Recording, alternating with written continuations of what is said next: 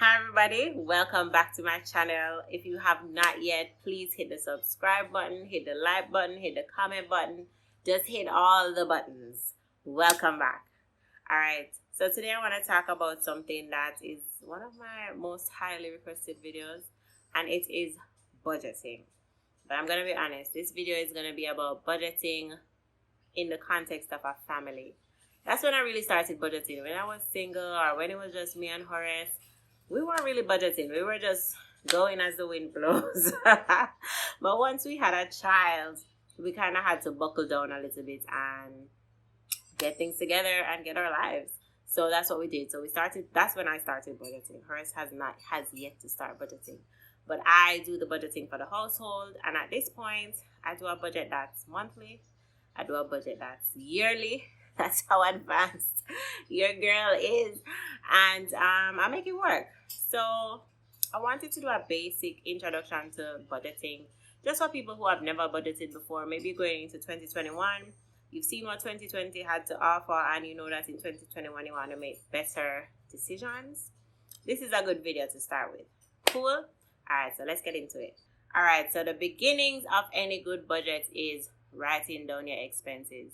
Now, on this step, I wanted to take a little extra time. Take a few days to really write everything down. This is the thing that took me so long to get right, so that I could actually stick to a budget. A budget is a precise thing. There's no such thing as something just popping up on you that you pay every month. So when you talk about things like your Netflix and your Amazon subscription, if you have Prime, those are things that sometimes we forget because they automatically come out of our accounts and you don't necessarily see the bill in front of you. So think about everything. If you cut your yard, if you have to pay for gas, if you have to pay the electricity, the utilities, childcare, anything, take a few days on this step and really assess it.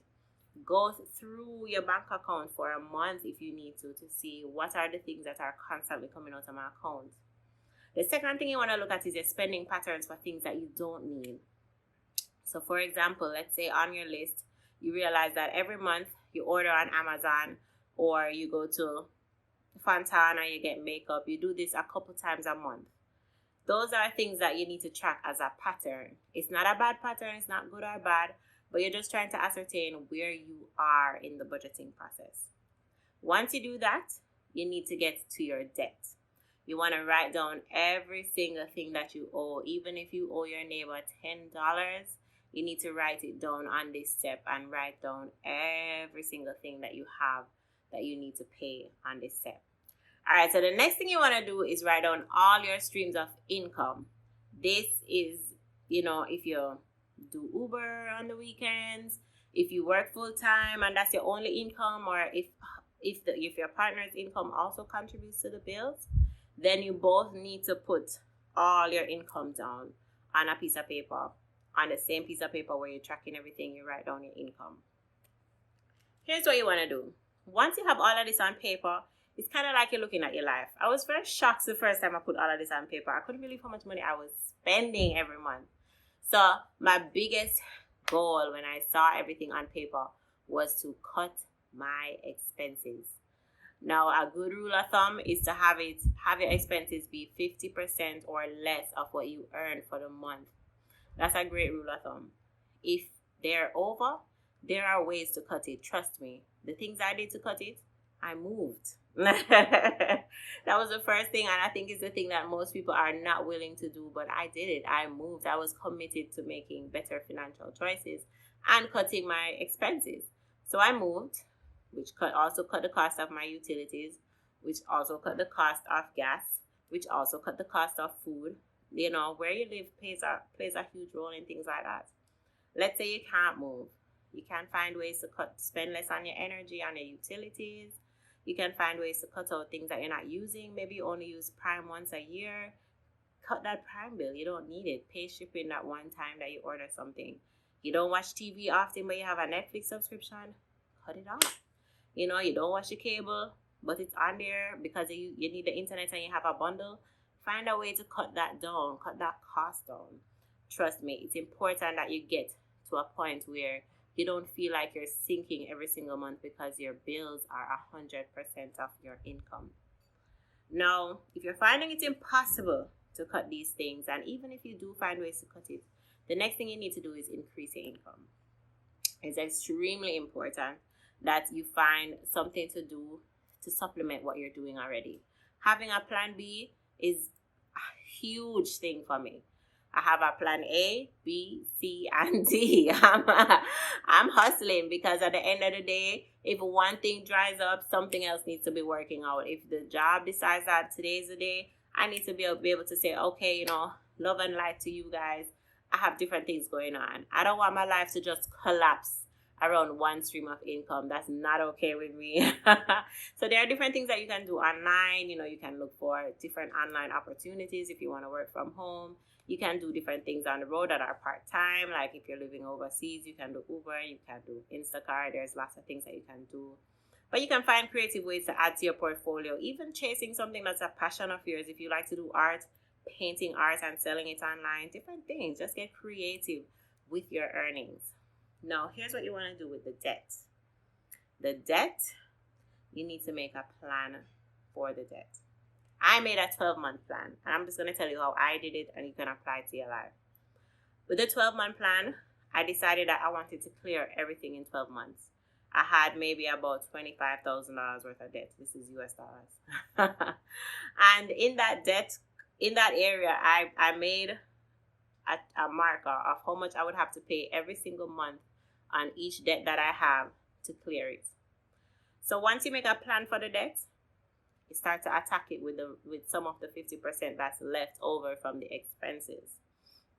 That's how you start to clear the debt. Now remember, if you're liking what you hear so far, I push out content like this every other week. So make sure to hit the subscribe button below and turn on those notifications. Hit the bell. Now, once you've made a plan for the debt, I don't want you thinking about it. Honestly, the more I thought about my credit card debt, or the more I thought about whatever debt that I had, the more I would kind of obsess about it. Once you make the plan, stick to the plan. If you can, just make an automatic transfer from your bank account to the debt that you're paying and forget about it. Don't think twice about it. I don't want you to focus your energy on thinking about debt, because what you need to be focusing on is the abundance and the income that you're going to be bringing into your bank account, right? Now, once you've done all of this, it's important that you stick to the budget. Now, sticking to the budget means that you're planning ahead. When you're making a budget for November, you're thinking about Christmas gifts in December. You're thinking about Thanksgiving from the month of October. You're thinking ahead when it comes on to special events, birthdays, anniversaries, holidays, those kind of things. You have to think ahead so that nothing really pops up on you. Emergencies do come, and there should be a separate fund for that, an emergency fund for that. But in your budget, your monthly budget should be as precise as possible. Now, those things that you realize that you have a habit of doing, like shopping, for example, guilty. I gave myself a budget for that. I didn't want to beat myself up if I fell off the wagon and decided to buy something on Amazon. I gave myself a budget and it's been working. If I give myself a budget, let's say of $200 a month, $200 US a month, and I say, okay, Ronnie, this is all you're going to spend on Amazon for this month. Every month, you're going to spend $200 and you don't have to spend it. This is just your budget in case you feel jumpy. This is what I'm spending, and I'm not going over that $200. I feel a lot more responsible knowing that, okay, I can do it if I want to, but I don't have to. And if I don't, I get to save that money. But if I do, at least it was in my budget, so I'm not putting myself out of anything. So don't beat yourself up if you fall off the wagon. That's something I used to do a lot, especially when you just get started. It's not going to be perfect, but as you progress, as you start to put things down, as you start to know your mistakes, once you stay committed to the process, guys, you can get a solid budget done. Now, down below, I've linked some resources. I've linked the sheets that I use to track my budget, to clear my debt, to track my income every month. And income tracking is a little different for me because I'm an entrepreneur. But you can still use it if you're an entrepreneur, if you're planning to start, doing a side hustle. It's good to add. So I've added those below so you can have those to use as a guideline I don't use any fancy apps. I use Excel.